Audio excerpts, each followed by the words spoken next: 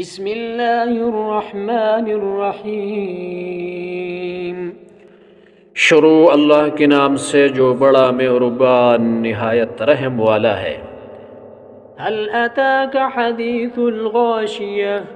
بلا تم کو ڈانپ لینے والی یعنی قیامت کا حال معلوم ہوا ہے۔ وجوہ یومئذ خاشعہ، اس روز بہت سے منہ والے ذلیل ہوں گے، عاملۃ ناصبہ، سخت محنت کرنے والے تھکے ماندے، تصلی نارا حامیہ،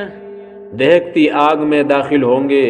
تسقی من عین آنیہ، ایک کھولتے ہوئے چشمے کا ان کو پانی پلایا جائے گا۔ لیس لهم طعام الا من ضریع،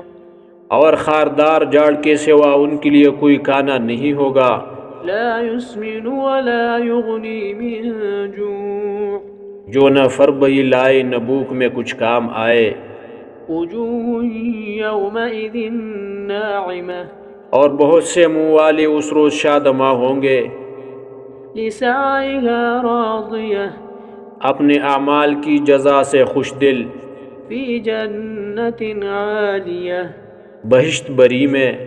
لا تسمع فیہا لاغیہ، وہاں کسی طرح کی بکواس نہیں سنیں گے، فیہا عین جاریہ، اس میں چشمے بہہ رہے ہوں گے، فیہا سرر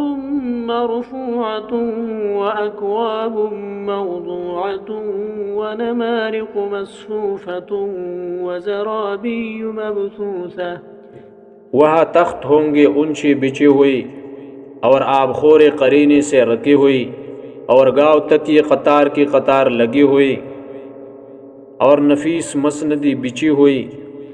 افلا ينظرون الى الابل كيف خلقت، یہ لوگ اونٹوں کی طرف نہیں دیکھتے کہ کیسے عجیب پیدا کی گئی ہیں، وإلى السماء كيف رفعت، اور آسمان کی طرف کہ کیسا بلند کیا گیا ہے، وإلى الجبال كيف نصبت، اور پہاڑوں کی طرف کہ کس طرح کڑے کیے گئے ہیں، وإلى الأرض كيف سطحت، اور زمین کی طرف کہ کس طرح بچھائی گئی ہے۔ فذكر إنما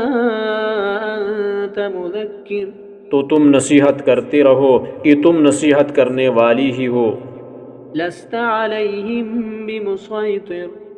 تم ان پر داروغہ نہیں ہو، إلا من تولى وكفر، ہاں جس نے منہ پھیرا اور نہ مانا،